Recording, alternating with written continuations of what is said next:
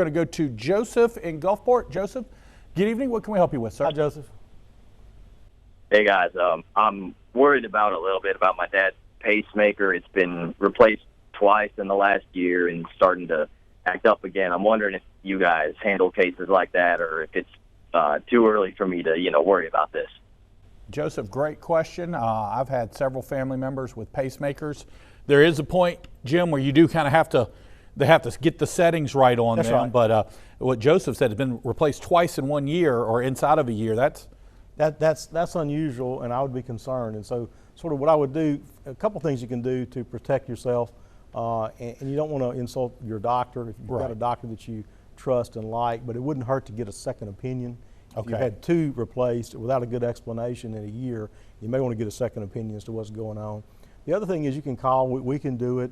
Other attorneys can do it, but we have access to databases that will tell you in litigation databases whether there's been a problem with a particular model of pacemaker, whether it's a persistent problem. Some have been the subject of bulletins, some will be the subjects of recalls.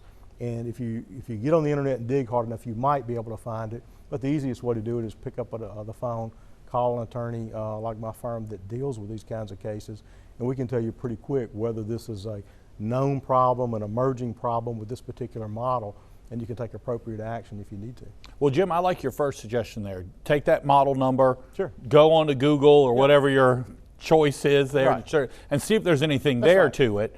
And then from there, that would give you a lot of ideas whether call you. The FDA has a really helpful website, particularly with regard to the drug recalls. You can go there, and if you type in the drug, it will tell you if it's been the subject of a recall, if it's been the subject of a modified warning. A lot of times before they issue a full-blown recall of a drug or they cease making a drug, there will be modifications to the warning. For instance, if a drug was not known to cause cancer, wasn't disclosed to cause cancer 10 years ago, as studies evolve, they're required to put that in the warning. Not always easy to detect when the warning starts, when it didn't, but the FDA will have a bulletin that outlines that you can usually access if you're pretty decent on a computer, pretty quick. Yeah, very good.